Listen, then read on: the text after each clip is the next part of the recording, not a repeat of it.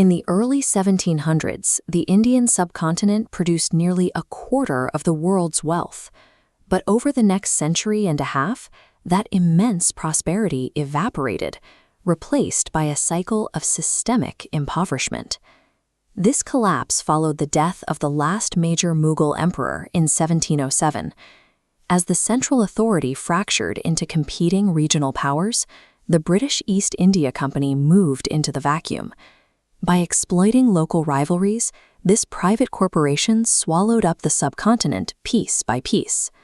Once in control, the company restructured the entire economy for extraction. India was stripped of its status as a manufacturing hub. Instead, raw materials like cotton and indigo were shipped out to fuel British factories, while manufactured goods were pushed back in, turning India into a captive market. To maximize corporate dividends, the British imposed crushing land taxes that remained fixed even during crop failures. This administrative greed triggered a series of catastrophic man-made famines. Tens of millions of people starved to death, while India's grain was exported to satisfy global markets. The weight of these taxes, combined with the destruction of local industries, pushed the marginalized classes to a breaking point. A physical backlash against company rule was becoming a matter of survival. This initial resistance was scattered and spontaneous. Throughout the early 1800s, tribal communities like the Santhals and displaced peasants took up arms. They were reacting to the immediate theft of their land and the aggressive demands of company-backed moneylenders. By 1857, these localized frustrations merged into a massive uprising. Soldiers, farmers, and deposed royalty formed a united front, launching the first large-scale physical threat to British rule across northern and central India.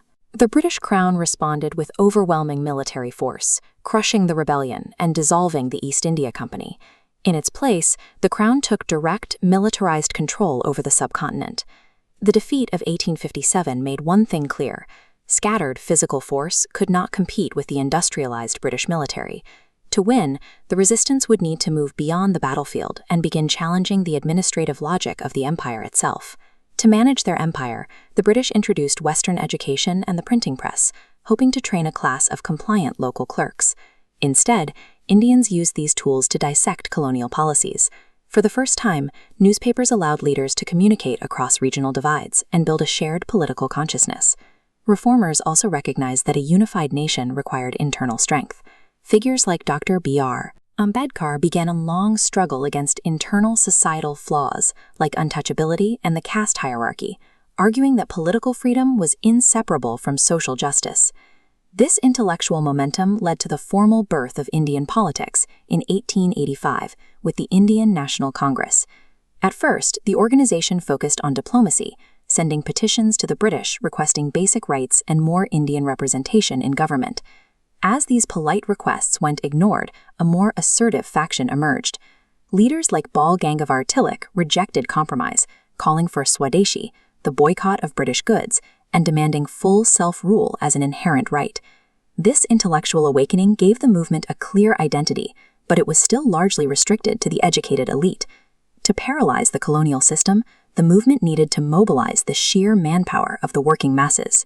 Mohandas Gandhi arrived from South Africa in 1915 and began traveling to rural villages. He spoke directly to the laborers and peasant farmers whose lives had been upended by British taxes, finally bringing the manpower of the countryside into the national movement.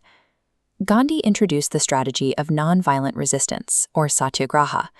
By weaponizing mass noncompliance, boycotting British cloth, leaving government jobs, and refusing to pay taxes, the movement began to effectively paralyze British administrative and financial control. In 1930, Gandhi focused this energy on the British monopoly on salt, a basic human necessity. He led a 240-mile journey to the coast to produce salt illegally, sparking a wave of defiance that saw millions of ordinary citizens openly breaking colonial laws.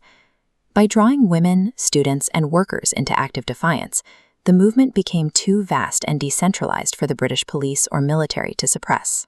As World War II began, the movement faced a critical choice: continue nonviolent pressure or exploit Britain's wartime weakness through armed struggle. Subhash Chandra Bose broke away, forming the Indian National Army to fight the British directly. When the war ended, the British decision to try these soldiers for treason backfired, triggering nationwide protests that signaled a complete loss of colonial authority. In 1946, that defiance reached the military itself. Over 20,000 sailors in the Royal Indian Navy mutinied, openly displaying anti-British slogans. The British lost the loyalty of the armed forces, their final tool for maintaining physical control. Bankrupted by the war and facing mass civil disobedience and a mutinous military, the British Empire finally realized it no longer had the administrative or physical resources to hold India. The British exit was hasty and destructive. Their long-standing policy of divide and rule ended with the catastrophic decision to partition the subcontinent into two separate states along religious lines. Drawing that border triggered a humanitarian disaster. Mass violence and fear displaced millions of people overnight, creating a refugee crisis that left millions in makeshift tent cities across the new borders. On August 15, 1947, amidst this tragedy, the transfer of power was finalized. Centuries of colonial rule ended as the new independent government, led by Jawaharlal Nehru, took control of a sovereign India. The British did not simply give India its freedom. Through centuries of economic extraction, they unknowingly forged a fractured subcontinent into a politically awakened, unified nation, a force that ultimately dismantled their empire from within.